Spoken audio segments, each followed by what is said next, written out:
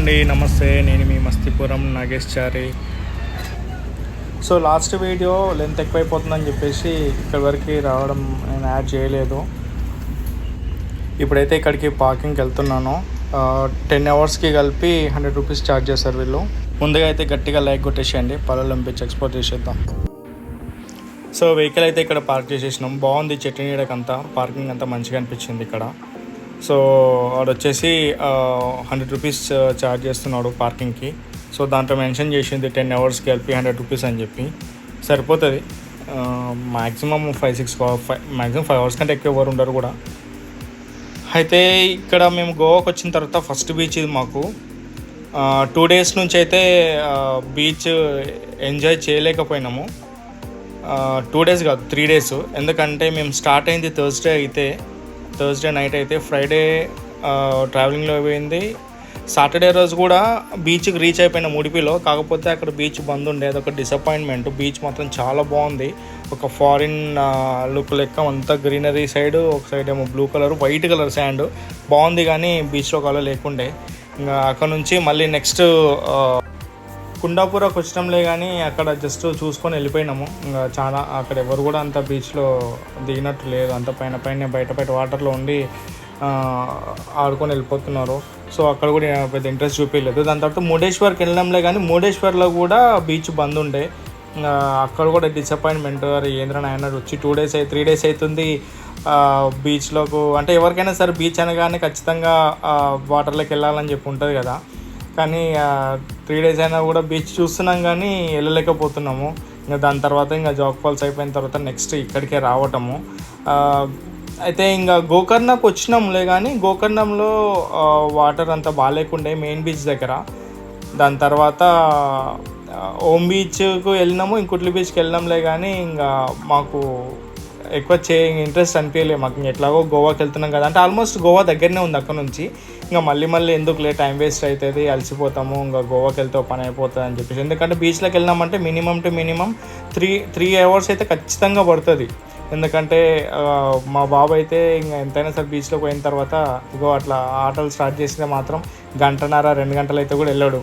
So అందుకోసం అని చెప్పేసి ఎందుకులే మళ్ళీ టైం వేస్ట్ అవుతుంది అనేసి ఇంకా డైరెక్ట్ గోవాకి వచ్చిన తర్వాత ఇక్కడికి వచ్చినాము. ఇక్కడైతే వాటర్ అయితే చాలా బాగున్నాయి. అంత ప్రైవసీగా అంటే ఎక్కువ హంగామా లేదు. గోవాలో అనగానే ఫుల్ రష్ ఉంటారు అది ఇది అని చెప్పేసి. ఎందుకంటే ఇది గోవాకు చాలా దూరం ఈ ప్లేస్ సిటీకి, గోవా సిటీకి, పంజిమ్ సిటీకి ప్లేస్ చాలా దూరము.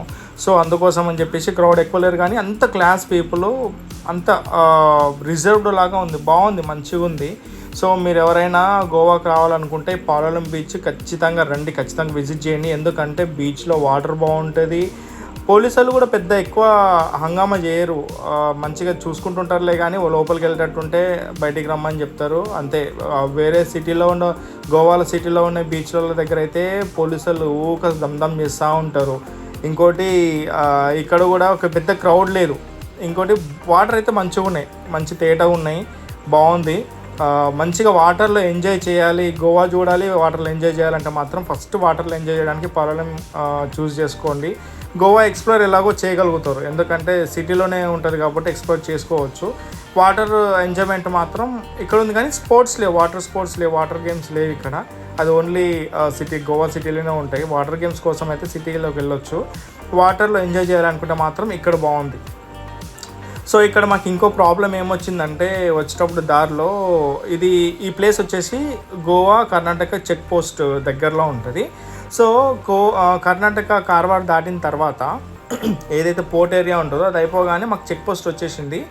కానీ చెక్ పోస్ట్ వచ్చేంత వరకు మాకు పొల్యూషన్ చెక్ లేదనే విషయం గుర్తు రాలేదు. అంటే మేము అనుకుంటున్నాం పొల్యూషన్ చెక్ చేయించుకోవాలని, కాకపోతే మర్చిపోయినాం. అది మర్చిపోయే వరకు ఏమైంది అని అంటే, చెక్ పోస్ట్ దగ్గరకు రాగానే గుర్తొచ్చింది, సరేలే పొల్యూషన్ ఒకటే కదా, అడిగినప్పుడు చూద్దాము, అడగకపోతే ఓకే అనుకున్నాం. కానీ ఆర్సీ అడిగిండు, లైసెన్స్ అడిగిండు, ఇన్సూరెన్స్ అడిగిండు, దాని తర్వాత పొల్యూషన్ అడిగిండు. అడగడానుకున్నాం కానీ పొల్యూషన్ అడిగిండు. అది లేదన్న వరకు లేదు, ఖచ్చితంగా కావాల్సిందే, లేదంటే ఫైన్ కట్టండి 2000 అది ఇది అని చెప్పేసి అంటున్నాడు. అరే మామూలు పొల్యూషన్ చెక్ 100-120 రూపాయలు అయిపోయేదానికి 2000 ఎందుకు అది ఇది అని చెప్పేసి ఇక రిక్వెస్ట్ చేసినాము. కాకపోతే డీజిల్ బండి కాబట్టి ఖచ్చితంగా పొల్యూషన్ చెక్ ఉండాల్సిందే. పెట్రోల్ బండి అయినా మేము వదిలేస్తుంటాం, కానీ డీజిల్ బండికి అట్లా ఉండదు. మా సారు ఒప్పుకోడు అది ఇది అని చెప్పేసి కొంచెం ఇబ్బంది పెట్టిండు. అయినా సరే ఇక వెహికల్ పక్క కాపీ ఇక రిక్వెస్ట్ చేసిన వాళ్ళని రిక్వెస్ట్ చేసి కొంచెం మంచిగా మాట్లాడినా, ఇట్లా చాలా రోజులు అవుతుంది, దగ్గర దగ్గర 3 days అవుతుంది, కొంచెం చూడండి ఇక కొంచెం దానికోసం ఎందుకు, మేము మళ్ళీ ఇంకా గోవా ఎక్స్ప్లోర్ చేయాలి, ఇప్పుడే ఫస్ట్ ఎంటర్ అవుతున్నాము అది అని చెప్పి అడిగితే ఇక సరేలే అని చెప్పేసి వదిలేసిండి ఇక. అయితే ప్రాబ్లం అని కాదు కానీ అక్కడ యాక్చువల్లీ ఏమైంది అని అంటే చెక్ పోస్ట్కి దగ్గరలోనే కార్వార్ నుంచి వస్తుంటేనే ఆ పక్కనే ఉందంట, కానీ మేము అది చూసుకోలేదు, వచ్చేసినాం అట్లనే. అది కొంచెం ఆ చెక్ పోస్ట్ దాటి జస్ట్ ఒక 1/2 kilometer రాగానే ముందర అడిగినాం ఇక్కడ ఏమైనా ఉంటాయా అంటే అక్కడే ఉంది కదా చెక్ పోస్ట్ అవతల అని అన్నారు. రాంగ్ రూట్లో బొమ్మని మస్తు చెప్పిందిలే కానీ రాంగ్ రూట్ పోతేనేమో అంటే అక్కడ చూపిస్తున్నారు కానీ ఆ చెక్ పోస్ట్ అవతలంట, దగ్గరకు పోయేంతవరకు తెలియదు. మళ్ళీ ఇక ఎందుకులే సరే సిటీలో లోకల్లో చూద్దామని చెప్పేసి ట్రై చేసినాం, కానీ సిటీలో కూడా నాకు కనపడలే.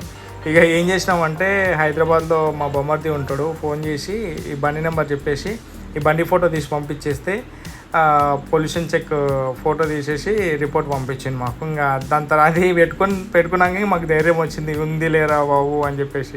కాకపోతే తీసుకున్నాక ఎవరు కూడా ఏది అడగలేదు పొల్యూషన్ చెక్ అయితే. ఇంకా దాన్ని సాల్వ్ అయిపోయింది. దాని తర్వాత ఇది చూడండి లొకేషన్ అయితే ఈవినింగ్ టైము, అసలు యాక్చువల్గా మేము ఈవినింగ్ వరకు ఉన్నాం అక్కడే. మధ్యాహ్నము 1 o'clock ఏమో రీచ్ అయిపోయినాము ఈ లొకేషన్కి, పలాలం బీచ్కి. ఇప్పుడు ఈవినింగ్ 7-7:30 అవుతుంది. చాలా బాగుంది అసలుకి. మేము ఇంకా కంప్లీట్ వాటర్ అంతా ఎంజాయ్ చేయని అని చెప్పేసి వదిలేసినాం మా వాడిని ఇంకా వాటర్లోనే. ఇక వాడు బాగా ఎంజాయ్ చేసిండు వాటర్లో అయితే. నేను కూడా చాలా రోజులు అవుతుంది కదా, ఇంకా అంటే 3 days నుంచి బీచ్ చూస్తున్నాం కానీ వాటర్లో ఆడుకోలేకపోతున్నాం కాబట్టి. ఈవెన్ నేను గోకర్ణలో ట్రై చేసిన మెయిన్ బీచ్లో, ఇంకా వాటర్లోకి వెళ్ళినలే కానీ నాకు అసలు అంత నచ్చలేదు. అక్కడంతా ఏదో పూజ అంటే ఏదని కాదు కానీ మామూలుగా అక్కడ పిండ ప్రదానాలు చేస్తారు కాబట్టి ఆ పూజ సామాన్ అంతా అదే పూజ చేసినటువన్నీ అక్కడనే వాటర్లో వదిలేస్తున్నారు కదా, అదంతా కొట్టుకొస్తుంటే మంచిగా అనిపించలే ఇంకా నాకు. అందుకని ఎక్కువసేపు వాటర్లో లేను, జస్ట్ ఊకి ఇట్లా నడుచుకుంటూ తిరుగుతూ చూసుకుంటూ ఉన్నాము. ఇంకా సరేలే నెక్స్ట్ ఎట్లాగో మనం గోవాకి వెళ్తున్నాం కదా, గోవాలో చూద్దాంలే వాటర్లో బీచ్లో వెళ్దాంలే అని చెప్పేసి ఇంకా బయటకు వచ్చేసి స్నానం చేసుకున్నాము. దాని తర్వాత మేము నైట్ ఇక్కడ మళ్ళీ మార్కెట్కి వచ్చినాము. మార్కెట్కి వస్తే ఇదంతా చూసుకున్నాము ఒకసారి, ఇక్కడనే డిన్నర్ చేసి ఇంకా సిటీలోకి వెళ్దామని.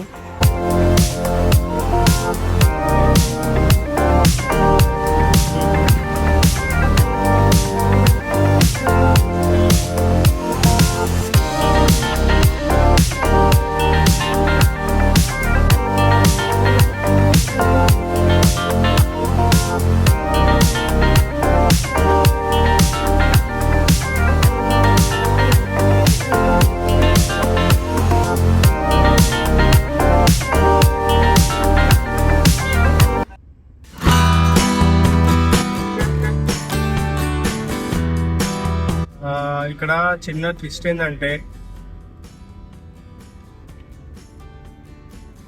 మేము మధ్యాహ్నం ఏదైతే బీచ్కి వచ్చినామో ఆ బీచ్ తర్వాత ఆల్మోస్ట్ గోవాలో ఉన్నాం కదా, కలంకట్ దగ్గరనే ఉండొచ్చులే, పొద్దున వెళ్దాంలే అని చెప్పేసి అనుకున్నాము. కాకపోతే మేము బుక్ చేసుకున్న రూము సర్లే ఇంకా అటు సైడ్ ఇప్పుడు వెళ్ళడానికి ఒకవేళ ట్రై చేయొచ్చా అని చెప్పి చూస్తే మేము బుక్ చేసుకున్నారేమో 83 kilometers చూపిస్తుంది ప్రజెంట్ మేమున్న ప్లేస్ నుంచి, బీచ్ నుంచి.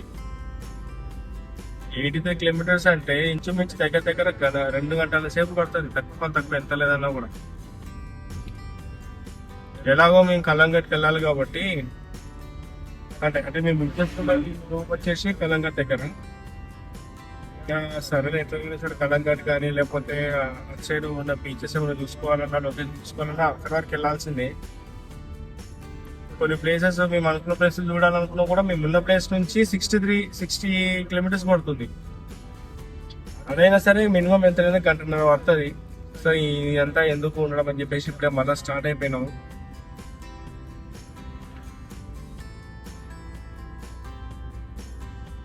మాకు దగ్గర 1-2 గంటల టైం పడుతుంది. స్టార్ట్ అయినాం కానీ అది రోడ్ సింపుల్ రోడ్ అనుకున్నాం కానీ గుట్టెక్కిచ్చి గుట్ట దింపుతుంది. గుట్ట కూడా మామూలు లేదు, గోవా ఘాట్ రోడ్ అనేది మామూలు ఘాట్స్ కాదు, బాగానే డీప్ స్ట్రెచ్లు ఉన్నాయి. కాకపోతే పర్లేదు, రోడ్ అయితే మంచిగా ఉంది.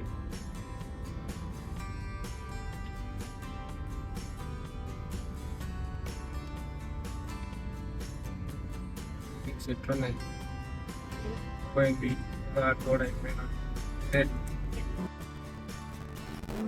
ఈ దూద్సాగర్ అనేది కూడా ఇట్లకెళ్ళి అక్కడ ఉంటుంది. ఇప్పుడు ప్రజెంట్ వెయిటింగ్ అయ్యే దగ్గర డైవర్షన్.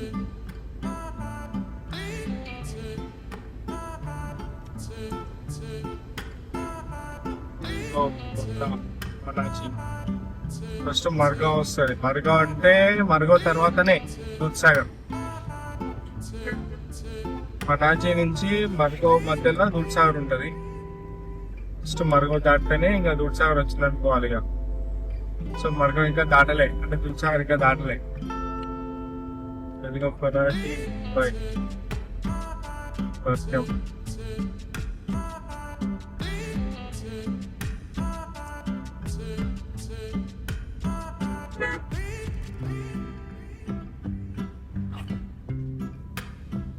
కానీ పర్లేదు. ఈరోజు బీచ్ లో మంచిగా ఎంజాయ్ చేసినాం. మస్తు ఆడుతున్నాడు. కావాలని ఈరోజు ఎక్కువ ఎందుకు ఆడిపించినాం అంటే మాకు 2 days బిస్కెట్ అయింది బీచ్లలో. ఏమైందంటే ఉడిపి బీచ్కి వెళ్తే ఉడిపి బీచ్ బంద్ ఉంది. సో ఉడిపి బీచ్ బిస్కెట్ అయింది మాకు, ఆ లోపలికి అలౌ చేయలే. సర్లే అని చెప్పి మోటరేశ్వర్ దగ్గర పోతే కూడా ఆడ కూడా మోటరేశ్వర్ దగ్గర ఉన్న టెంపుల్ దగ్గర ఉన్న బీచ్ అది బందే ఉంది. అని అమ్మ బీచ్లు ఇట్లా బంద్ ఏంటి అని చెప్పేసి సర్లే అని చెప్పి మోటేశ్వర్ దగ్గర నైట్ వరకు ఉంది. అలా నైట్ జోగ్పాల్స్ వెళ్ళిపోయినాము. దాని తర్వాత గోకర్ణ వచ్చినాం. గోకర్ణకు వచ్చిన తర్వాత బీచ్ అలా ఉంటాయి.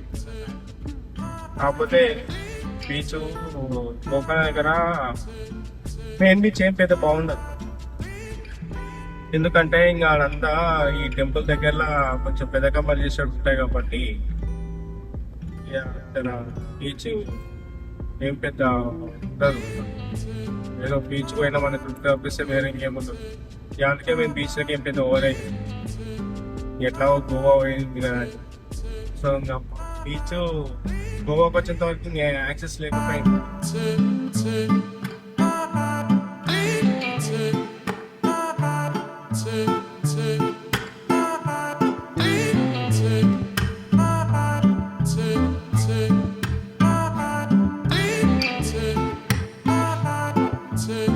నెక్స్ట్ ఏమన్నా వస్తే అది మన వీడియో ఇస్తాం, అటాచ్ చేసేస్తాం. అలా ఘాట్ రోడ్ స్టార్ట్ అయిన ఉంటుంది.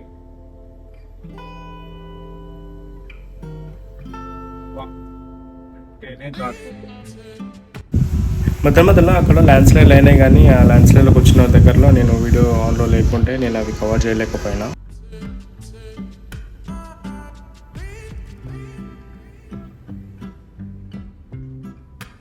ఈ రోడ్ బాగానే ఉంది.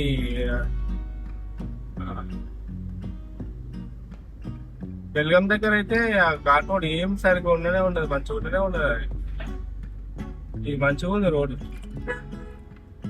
ఇట్లుంటే ఎన్ని ఘాట్ ఉన్నా పెద్ద ఫరక్ పడదు, కానీ ఆ రోడ్ బాగాలేకుంటే చిరాగేసరికి ఈ ఘాట్ రోడ్ కొట్టడం అంటే మస్తు అనుకుంటే మళ్ళా ఇంటికి తప్పియాలి.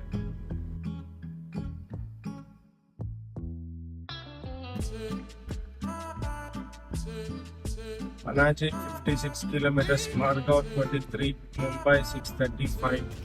సో ఇదండి ఈరోజుకి వీడియో. మాకు కొంచెం బాగా నిద్ర వస్తుంది, మిడ్ నైట్ దాటింది, బాగా బీచ్లో అలసిపోయినాము. సో రేపు మార్నింగ్ గోవాలో ఎక్కడికి వెళ్ళాము, ఎక్కడెక్కడ విజిట్ చేసాము అనేది నెక్స్ట్ వీడియో యాడ్ చేస్తాను.